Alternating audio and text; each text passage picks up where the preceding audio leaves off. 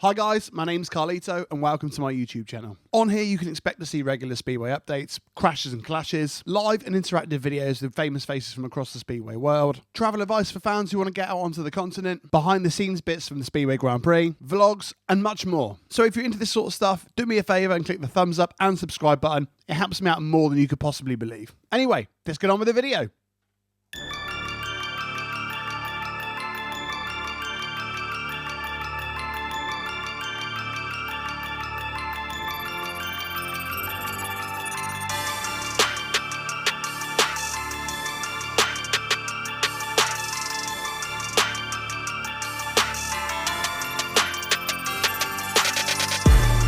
The wait is over, and it's time for Speedway fans to come out of hibernation because the British competitive season is back. Last night, the country's top division got underway with 6 out of the 7 Premiership outfits taking part in the KO Cup first leg. The Birmingham Brummies will have Tobias Mudjilak and ex-Grand Prix stars Michael Jepsen-Jensen and Matty Zagar in the engine room. Bolstering the team will be Jonas Jeppesen and former Ipswich Witches rider Keenan Rue. Antti Villa switches over to the Midlands from Belle Vue, and the team has finished up with the highest rated rising star in the league, Jason Edwards. The Leicester Lions look almost identical to last year, with the only change in the side being the loss of Richard Lawson and the arrival of former Sheffield Tiger Kyle Howarth. It was an absolute stinker of a start for the Birmingham Brummies, who hosted the 2024 league runners-up Leicester. The Lions dominated throughout the first leg at Perry Bar, with rider numbers 1 to 6 in the away end of the pits outscoring their home team equivalent.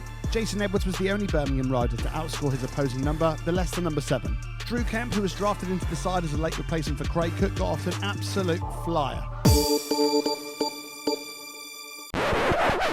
The young British reserve was actually drafted into Heat 13 when Sam Masters was excluded for having problems at the tapes.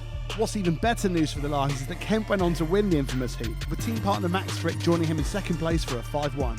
The meeting finished up 33 to the Brummies and 57 to the Leicester Lions. Oxford got their campaign underway by travelling up to Norfolk to take on the Kingston Stars. The 2025 Oxford Premiership side will be spearheaded by 2024 returning riders Rowan Tungate, Magic Janowski and Charles Wright. Eric Riss and Luke Colleen also returned to the side, with Luke Colleen riding in the rising star position. The Oxford outfit is completed with the addition of 2 former World Championship contenders. Ex-Grand Prix rider and Team Denmark's Peter Kilderman slides into the number 2 spot after a few years away from British shores. And the SGP2 contender Francis Gus makes his British debut for the Spires in the number 6 position.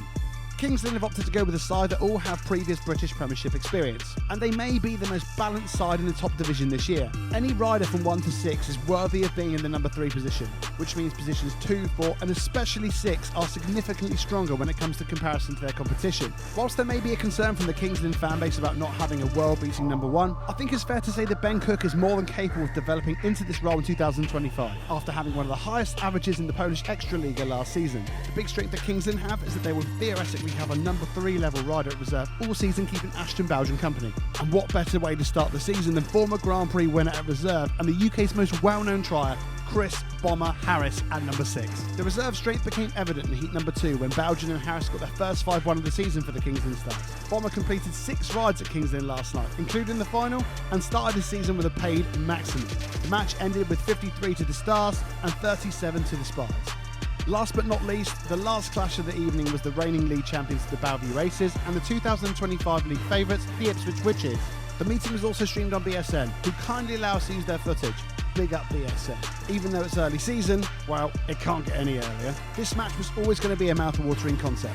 The Aces are led by not 1, but 2 of the bookies' top favourite riders to lift this year's World Championship, with the world's most in-form rider right now, Brady Kurtz, at number 1, and British champion Dan Bewley at number 5. The National Speedway Stadium will be an intimidating place for any away team to visit. The Belle Vue team is filled up with returning riders Jarman Lidsley and Norik Bladorn in the main body, and Tate Zischke and Jake Mulford return at reserve, even though Tate only did a few laps in 2024 before having the chain adjuster jet propelled into his jack seat.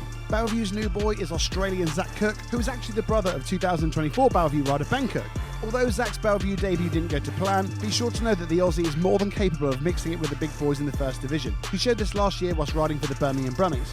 The Ipswich side this year look almost identical to 2024. The only change to their team this year is former British Under-21 champion Tom Brennan coming in to replace Keenan Rue. Now, Keenan Rue is a hot talent and I'm sure he's going to go on to do great things in the future, but swapping Rue for Brennan, that's like swapping your school pack lunch for a piping hot fresh Nando's. There's nothing wrong with Mummy's tasty sandwiches, but you can't help but palm them off for something hot and spicy. Bloody hell, I'm getting hungry recording this now. Cheers, Tom, the old mucker.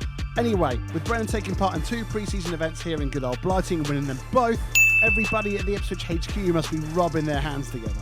The matchup between the two sides was great. The racing was enjoyable from start to finish, and Ipswich will likely knock out the Aces in the first round of the Cup, which means we can all look forward to chaos descending into the Belle Vue fan Facebook page. Norwich Bradorn had a pretty awkward crash in heat number 8, but thankfully he got up and walked away from the incident. The final result was 40 to the Aces and 50 to the Witches.